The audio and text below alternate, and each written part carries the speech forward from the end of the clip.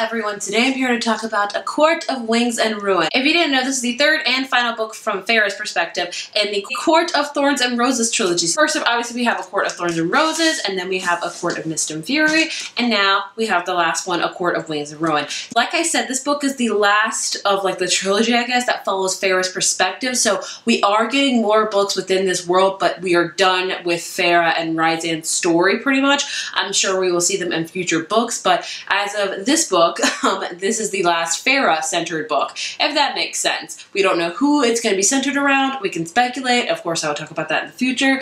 But yeah, this is the last book of Feyre's story, pretty much. If you don't know what A Court of Thorns and Roses is about, it is a very loosely based, I would say, Beauty and Beast retelling with a fairy twist. I say loosely because when you read the first one, it does have a resemblance to Beauty and the Beast, but I think as we further go along in the series, we kind of lose that and have a different story altogether. The series, like I said, centers around Feyre. Feyre is a human, and there is a wall where she lives where separates between the humans and the Fae. And she sometimes goes past the wall because there's a certain way to get into it and to go into the woods to provide for her family because her family is very, very poor, so she often, will hunt down animals. And one day she kills a wolf and it turns out to be a Fae. So this fairy named Tamlin comes to collect like his debt, like his life debt for the Fae that was killed, and he was originally going to, and then Feyre volunteers to go over into the Fae land to be like his prisoner of sorts, you know what I'm saying? Like he's supposed to take his dad, but he's dead to Kurt, like Beauty and the Beast. It's all about Feyre in this fairyland called Plithorin. I always butcher that, I'm sorry. But it's all divided within courts. There's like a day court, a spring court, a night court, a summer court, like pretty much every season and every like different time of day, I would say. So it's very, very interesting to read. This is one of my favorite series of all time. It is addicting. It is just amazing. So yeah, if you didn't know what the series is about, that is what it's about. Obviously, I'm going to be talking about the third and final books. Yeah, I will be spoiling the mess out of this book, that is for sure. As fair warning, I have a ton of notes on my phone. I was going over this book chronologically and then I kind of gave up on that. So this review might be all scattered all over the place. Overall, my thoughts on this book before I get into really in-depth spoilers, I would say, I love this book. Will I say it's my favorite of the trilogy? I'm not quite sure on it. I'm gonna have to reread it, but still my favorite by far is A Court of Mist and Fury, which is the second book. However, I will say this was a great conclusion. I loved it. I was addicted by it. Everything was answered and more, and things were left on cliffhangers, and I ate it up. Like Sarah J. Maas writes these books that I call like book crack, and I cannot stay away from them. I can't not gobble them down. I don't know if I can give it a rating right now. I would say I would give it a 4.75 out of 5 because I did not like some things about it, but overall I loved it. I love this world. I love the characters. I love the romances. Just everything about this series I love. Dare I say I like this series more than Throne of Glass? I don't know. I find the world kind of easier to immerse myself in, and I find it more easy, I think, to follow. I do love the Throne of Glass series, don't get me wrong, but sometimes there gets to be a ton of characters and I get very overwhelmed and things like that, and I just think I love the characters more in this series, so let me know if you have the same thoughts as far as that. So let's get into spoilers now, the nitty-gritty of this book. Like, let's get into it. So just so you know, spoilers will be had. We pick up in this book pretty much right where we left off, right with Feyre's going into the lion's den. Only this time she is going to be a master manipulator. She wants to take the spring court down from within, so she's acting like she was cursed by Rysand and that she was never in love with him, that he had this pull over her, and she's trying to go back into Tamlin's arms. And that was very, very interesting. I see Feyre's progression so much with this trilogy, from being very weak to being kind of manipulated by this man to overcoming that and being this strong, awesome female that takes care of herself and knows what she needs to do. And I love seeing that Feyre in this book. Like, she took charge and she wasn't taking no for an answer, and she was like, this is what's gonna happen and I'm gonna do it, and she was amazing at it, like, honestly. But that's her whole job. I think the first 100 pages is just her manipulating, trying to get into people's skin, trying to turn Tamlin and Lucien against each other with flirting with Lucien, which I wasn't a huge fan of, but it worked, obviously. And also trying to gather enough information on Hybern about his war and how to figure out things so she can eventually go home to Night Court and, tell everything that she's learned there. So we have that. I think that takes place like the first quarter of the book, really, like the first 120 pages. She is still in the spring court, and then she goes off to go back home, only she encounters problems before she gets home, of course, because it wouldn't be a fantasy book without problems. She has to kill the twins, oh my gosh, I'm gonna butcher this name, Braun and Dagon, I think, first. I should note before I get into any farther with this review, I do realize that Sarah J. Maas writes problematic books. I think that there are problems with this book, and I fully realize them and I acknowledge them. There's been a lot of talk about this book really having bad asexual rep, having bad other different sexual orientation reps, and I do see that, and I'm fully aware of that, and I recognize it. I feel like Sarah J. Maas is trying to work on that, at least I hope so. So I feel like she is trying, but she's not getting quite there yet. So that you can still see a lot of problems with the book, but you can still overall enjoy it and love it. And that is exactly what I feel with this book. I realize that there are problems with it, but overall, I still love it, even though it has those problems in it. So I just want to say that before I go any further, because I know that was a big topic of conversation with the twins, and there were certain lines said in the book, and I understand it, so I just wanted to say that first and foremost. So obviously she has to kill these two, and then she's stuck with Lucien of all people, which I was happy about because I really like Lucien, and they get stuck. They have to go to Autumn Court, which I have been waiting for forever because I love fall. Fall is my favorite season. I have been waiting to go to Autumn Court, and we got a little glimpse of it. Not enough, but I was still happy with like the little glimpse that we had because Lucien is from Autumn Court, and of course we go there. Some of his brothers find him, and this huge epic battle happens, and it was not looking so good because Feyre and Lucien have Feybane in them, so things are just not looking great. And then Cassian and Az arrived, and everything was just so right in the world. Like, I was like, I think I did a deliberate like Breakfast Club fist pump when that happened. I was like, yes! Like, you know, Breakfast Club at the end when he's like, yeah.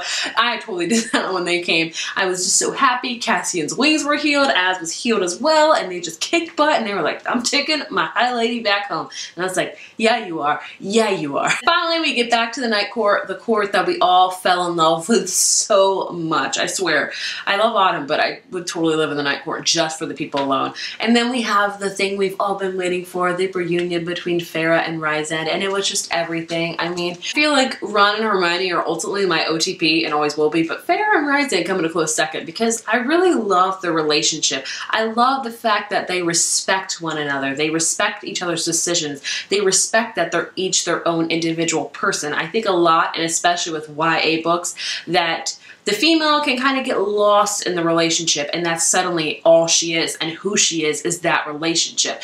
And I'm like, no, there's more to you. You're still in a relationship, and you can still be in an insane amount of love, but you're still individually your own person that can make your own decisions, and you can still be you. And I really love Feyre and Rysand because they fully acknowledge that. They both can do their own thing, they both can make their own decisions, but at the end of the day, they respect each other, and they can argue about things, and they can disagree about things, but at the end of the day, they love each other, and they respect one another's decisions. Like, I just really love the way Sarah J. Maas wrote that, and how Feyre is in such a healthy relationship now. Like, I haven't reread A Court of Thorns Roses in a while. I need to, because I think it'll open my eyes up to see how Tamlin was, because when I first read it, I didn't realize anything. But I think now if I read it, I would be like, this is not okay. Like, it just really shows how Feyre has progressed within herself as well as with her love life as well. So Feyre and Rysand, like, oh, so amazing. Also with reunions, we have Lucien and Elaine reunited. If you'd remember, Lucien, when Elaine was made into a Fae, Lucien took one look at her and was like, you're my mate, and it's kind of left on a cliffhanger as far as that. Elaine is not feeling this mate bond. She is not happy with it. She is very much struggling with her becoming Fae. She's like very desolate. She's sad, and that's totally understandable. She was engaged to a human man, and she hasn't been able to go back there, so she is not feeling this mating bond whatsoever. Lucien definitely is. And my question is, what are your thoughts on Lucien and Elaine together? I personally would like to see them together. I am a huge fan of Lucien. I always have been. Of course, he has done things wrong, as of a lot of our characters in this book, but I feel like Lucien has really redeemed himself, and the core of him is really a good person, and I really would love to see him and Elaine together. I just personally would. And now we have this Az thing showing up because Az and Elaine are kind of connecting because they're both very quiet and very tender-hearted souls, I would say, and I don't want to see them together. As much as I love Az, and I want him to be with someone that he loves, I just want to see a friendship. I feel like with this book, everybody is paired off together. I've noticed that with their other series too. Like everyone is in a relationship, and I think that's great, but I also love to see some single people. There's nothing wrong with being single. Like, it's okay. It's okay to be single. So, you know, I like the friendship that Elaine and Az have, and I want them to have that friendship. I just don't want it to become a love triangle. I'm not a fan of love triangles, honestly, and I love both Az and Lucien, and I'd be really conflicted on who to, like, vote for. Sometimes, a lot of times, I'm usually one side on a love triangle, and I don't stray, but Sarah J. Maas has done it to me before, so who freaking knows? But I would really love to see Lucien and Elaine work it out. And again, with the mating bond, we learned in this book that you can reject the mating bond. So that is a very thing that is a thing that Elaine could do, and I wouldn't be surprised if she did it, because barely any Lucien and Elaine interaction in this book at all. Like, I would say not even 5%, honestly. So I would love to see them work it out. They obviously, their story still needs to be continued on, but yeah, let me know your thoughts on that. Like, are you for Lucien and Elaine? Are you for Elaine and Az? Let me know, seriously. And again, with the mating bond, throughout this series, we learned that the mating bond is very rare, and it doesn't happen a lot. I feel like with this book in particular, like, it was like Oprah, like, you get a mating bond, and you get a mating bond, and you get a mating bond. Like, everybody had a mating bond, and I was like, this is great, but I was like, I thought it was supposed to be super rare. Like, one has a mating bond, it seems, which leads me to Cassian and Nesta. That's one, they don't have a mating bond that we know of yet. I was never a fan of Nesta. I think a lot of people are in the same boat as that. The first book, I thought she was horrible and mean. Second book, I thought the same thing. This book, I was like, Nesta, you are amazing. Nesta was still mean. Nesta's the mean character. Let's be real about that. There's no shame in that. But Nesta in this book completely, you know, wanted to help. She wanted to do the right thing. She wanted to use her power. She wanted to ultimately help the human race. And I really respected Nesta for that. So I have a newfound love for Nesta that I thought I would never ever have. And the fact of her and Cassian together, I never thought I liked that, but I freaking love it. Like, oh my gosh, I am shipping that so hard. Like, we need more of that. Like, this book had so many open-endeds that there has to be some resolution with that, because we will all be wondering forever, especially with Cassie and Nesta. Like, we need to know what's going to happen. Like, I need to know, are they going to be together? Are they going to be in love? Like, and just love their personalities. Cassian is like one of my favorite characters in this book overall. He's just an amazing character. He's so snarky and witty and strong. And Nesta is very strong, but she's very mean, and she's very kind of cold-hearted, if you will. And just seeing them banter back together, just seeing them banter back and forth, I was living for that junk. Like, I loved it. Another thing to note, that Elaine is a seer. Throughout this book, Elaine was kind of saying odd things, and everyone was like, are you okay? And then it turns out the cauldron gave her power. Just with Nesta, said she had took something from the cauldron, which is like death. Like, she took death almost. Like, she's like death in, you know, human form almost. The cauldron actually gave Elaine like the power to see. So throughout this book, she kept warning them of things, and that she could see the ravens, and that she could see the Fire Queen. It was just very interesting how both Nesta and Elaine have these insane powers. So I really love that development. Like, that was pretty awesome. The Bone Carver. Bone Carver has been so interesting to me. We got introduced to him in the second book, and he's just a very creepy and odd character. And I love that we got to see more of him, and that how he actually appeared. If you remember in the second book, when Feyre first went to see the Bone Carver, he appeared to her as a young boy, and we were all like, what the heck is that? In this book, she realizes that he is actually appearing as Feyre's and Rhysand's son, which I was like, whoa, like, that's intense. It's amazing. Like, that was interesting. And the fact that he helped with this war, and that he sent Feyre on that mission to get that mirror, like, oh, the Bone Carver. I love him. I was sad to see him go, but I think he was ultimately happy about that. But it was very interesting to read about him. I think the meeting with all the High Lords might be one of my favorite parts of this book. Like, we got to see every single High Lord, and they met in the Dawn Court, which was so freaking beautiful. Every court in this whole world is beautiful. Like, I need to visit them all. But I loved how much they fought with each other, how different they all are. Like, some High Lords are really nice and caring, and other High Lords are very cold and calculated and cruel. But I loved the whole meeting and how fights broke out, and then they all disagreed with each other. But I liked at the end, when it came down to this big war, they were all on the same page, and they all helped out each other. And I think that really shows something, and I was really happy that they all kind of came together, even though they have so many differences and disagreements. You know what I'm saying? We also learn with the meeting of all the High Lords that Helion, the High Lord of Day Court, is actually Lucien's dad. Like, did anybody see that coming? I did not. It explains a lot. It explains how Lucien is such a kind-hearted, nice guy, while all of his brothers are just horrible because of the High Lord of Autumn is just the worst guy ever. So Helion and Lucien's mom had an affair. Lucien was the result of that. And yeah, Helion doesn't know Lucien's his son. Lucien doesn't know that Helion is dad. So that's another open-ended that's going to have to be resolved because we need to know. We have to see more. We have to see more of that. Speaking of more, I'm going to talk about the character more. Moore had a lot of plot development. I don't think she had enough. I kind of think she was underused in this book, honestly. But the big part of her is that she came out to Feyre and she explained to her about her sexual preference, and she spent a lot of time telling Feyre her story and her struggles with that. And I really enjoyed seeing that side of Moore, of her opening herself up and learning more. The only thing I didn't like about it is the fact that she is kind of using Asriel. Like, I feel like, you know, Asriel is in deep, deep love with Moore, and he's not feeling the feeling reciprocated. So every time, like, with that fight broke out that happened, Moore had to, you know, sleep with Helion to kind of steer him off course, to show him that she's not interested in. And I don't like that at all. I feel like that's kind of manipulating him. So I feel like she needs to be upfront with him, at least him. She doesn't have to tell everybody until she is 100% comfortable with that. I 100% am behind that. But she can't just string along him. She can't just keep him on a leash. She has to tell him how she feels, regardless of how the outcome's going to be, because she's just lying to herself and him. And I just didn't enjoy that aspect. Like, I was not a fan of that. I just really feel like she needs to be open and honest with at least him. Like, he needs to know. Like, he deserves to know. Get to kind of the end book where Hybern destroys the wall, and of course everybody comes running. Our Night Court, amazing court that they are, go over the wall and go to where Feyre's, go to Elaine's fiance's estate, where then we meet up with Jurian, and we learn that Jurian has really been on our side the whole time, which, again, I was shocked by. I feel like I did not see that coming. That guy is a very cold and manipulative person, but he played the game so very well. But yeah, I wasn't like 100% on board with him being on board. I was still like, I don't think we should trust you because you're kind of crazy, but it turns out that he did everything like he promised and he upheld his word. So it's a very interesting twist on him being on our side like the whole time.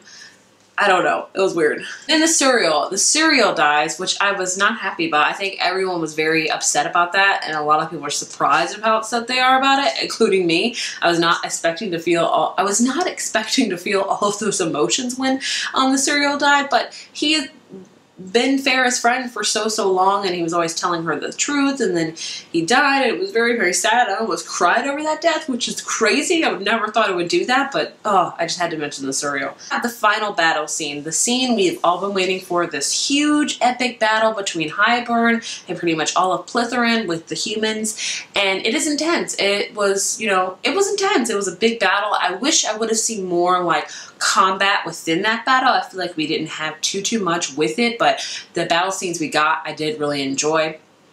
And of course we were losing because Hybern's army is freaking huge and strong as Maas. And then of course, like any true typical like battle scene, we have the second fleet arrive. Drakon and Mirian show up, which was amazing because we thought all hope was lost with them. We also have the Bone Carver in this. We have the Weaver in this, and we have Braxis in this, which was amazing. I loved all those characters so much and how they were brought into this battle. That was amazing.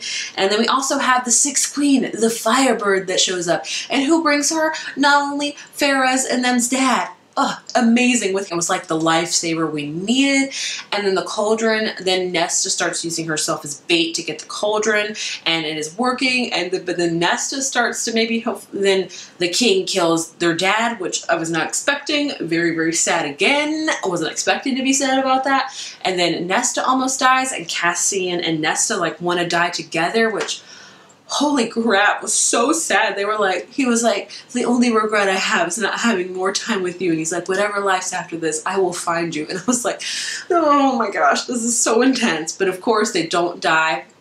Freaking Elaine comes up behind the king and like stabs him, and then Nesta finishes the job. These two sisters freaking kill the king. Insanity. We also have Armand unleash Amon, I can't ever pronounce that right. She unleashes herself. I knew that was going to happen. I think that everyone kind of knew. I mean, we were always hinting there was always hints on leading up to what she was. I still don't know what she is. I just consider her an insane dragon almost, like a dragon snake kind of thing.